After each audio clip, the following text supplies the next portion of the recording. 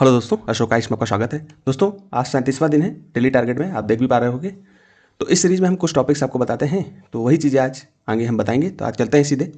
तो मैंने आपको जो है सीसैट में कुछ टॉपिक्स बताए थे, तो उनमें से अभी तक जो है हमने मैथ में सीसैट में कौन कौन सी चीज़ें कवर कर ली। Number system, LCM and HCF, permutation combination, fraction, percentage, profit and loss.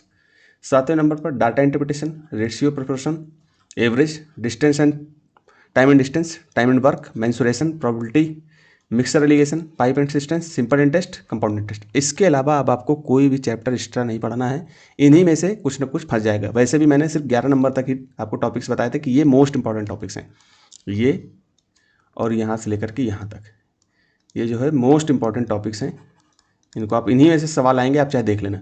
बाकी 12, 13, 14, 15, 16, 17 ये टॉपिक्स मैंने आपको एक्स्ट्रा बताए थे कि अगर कहीं से भी कुछ भी ना छूटे, इसलिए मैंने इनको भी दे दिया। अभी समय हम लोग रिवीजन कर लेंगे, ठीक है। फिर इसके बाद कॉम्प्रिहेंशन में आपको डेली देता हूँ कि आपको कॉम्प्रिहेंशन करना ही करना है, तो उसके लिए तो कोई संख्या नहीं थी। डेली आपको 5 कॉम्प्रिहेंशन करने हैं। अब आपको देखिए मैथ के चैप्टर्स खत्म हो गए, अब आप फिर से लग जाइए कि नंबर सिस्टम को फिर से रिवीजन करते हैं। जैसे जहाँ से आपने पढ़ा था, अब आप वहाँ पर कुछ सवाल लगाए होंगे, तो आप जहाँ से प्रैक्टिस कर रहे हैं, मैं तो कहूँगा आपको पीवाईक्यू केवल देखने, पीवाईक्यू से आप प्रैक्टिस करते जाइए, ठीक।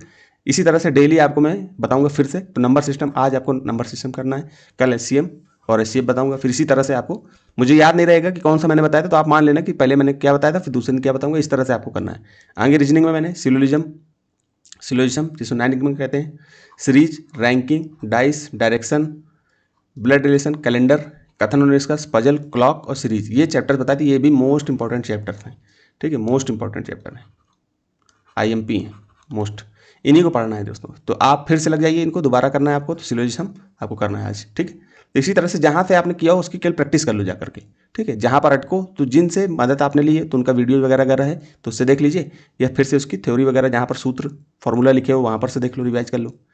तो हम लोग हिस्ट्री में चल रहे थे, तो मॉडर्न हिस्ट्री हमने जो है विपिन चंद्र सर की आपको बताई थी, ओल्ड एनसीईआरटी। तो आपने इसके चैप्टर्स पढ़ लिए होंगे। मैंने इसको 5 दिन बोला था, आज चौथा दिन है, तो मैंने सारे चैप्टर आपको बोल दिए थे, आपने सारे चैप्टर पढ़ लिए होंगे। अब आपको रिवीजन करना है, तो फिर से इसको तेजी से 5 चैप्टर तक तेजी से इसकी हेडिंग देख करके इसका रिवीजन करना है। तो जैसे आपको रिवीजन करने का एक तरीका है कि इसको जैसे कोई हेडिंग देखो तो उसमें रुक करके इसके बारे में सोचो कि हमने क्या पढ़ा था, ठीक है। तो आप 5 चैप्टर तक इसको देखो, कल आपको ये पूरे चैप्टर आपको करने हैं, ठीक है। यहाँ तक आप 5 क्या, इसको जो है 5 चैप्टर न मान करके इसको जो है 7 चैप्टर तक आप करो। शुरू से 1 चैप्टर से लेकर के 7 चैप्टर तक आपको तेजी से पढ़ के खत्म करना है, ठीक। तो इसके लिए, क्योंकि पढ़ लिया ये, इसको एक एक पेज को बस तेजी से देखते हुए चले जाना है, इस तरह से करना है। फिर आगे चलते हैं हम। ज्योग्राफी में आपको कुछ नहीं करना है, इसके बाद आपको कुछ भी नहीं पढ़ना है। ये सारे चैप्टर आपको दिए थे, 3-4 दिन आपने पढ़ा, अब इनको फिर से देख लेना है आगे, ठीक है। बाकी ये 2 चैप्टर मैंने अलग से बताए थे, इनकी ज़रूरत बहुत ज़्यादा नहीं, लेकिन फिर भी आप डाउनलोड करके पढ़ लेना। अगर दिक्कत हो मुझे बताना, आपने मैसेज नहीं किया तो मैंने इसको डाला नहीं, आप कहोगे तो मैं इसकी वीडियो अलग से या इसका पीडीएफ आपको टेलीग्राम में शेयर कर दूंगा, ठीक है दोस्तों। तो आज इसको खत्म करना है, कल से हम दूसरी बुक्स पर आ जाएंगे, ठीक है। तो ये रिवीजन करना है, कल भी इसको हो सकता है कि रिवीजन के तौर पे आपको दूं, तो आप इसको रिवीजन जरूर करिए, ठीक है। क्योंकि रिवीजन नहीं करोगे तो पढ़ने का कोई मतलब नहीं है। तो आपको इसमें शुरू के जो है 5 चैप्टर्स रिवीजन करने, ठीक है। फिर इसके बाद 7, 6, 7, 8, 9 और 6वां चैप्टर ये कल हम कर लेंगे, ठीक है। और ये 2 चैप्टर आपके ऊपर स्वतंत्रता है आपकी कि आप कैसे करते हो। अगर दिक्कत हो तो मुझे बताना, नहीं दिक्कत है तो कोई दिक्कत नहीं है, ठीक। तो फिर यहीं तक रखते हैं दोस्तों। धन्यवाद, आपका समय व्यर्थ न करते हुए आपको अच्छे से पढ़ाई करनी है। कंपटीशन बहुत ज़्यादा है मतलब बहुत कम दिन प्रीलिम्स के बचे हुए हैं, ठीक है। इसके साथ साथ आपको पीवाईक्यू डेली प्रैक्टिस करनी है, डेली पीवाईक्यू। और बाकी हमारा डिटेल एनालिसिस प्रोग्राम चल रहा है, उसको जरूर देखें, वो आपको बहुत ज़्यादा लाभ पहुंचाएगा, ठीक है दोस्तों। तो यही तक रखते हैं, धन्यवाद।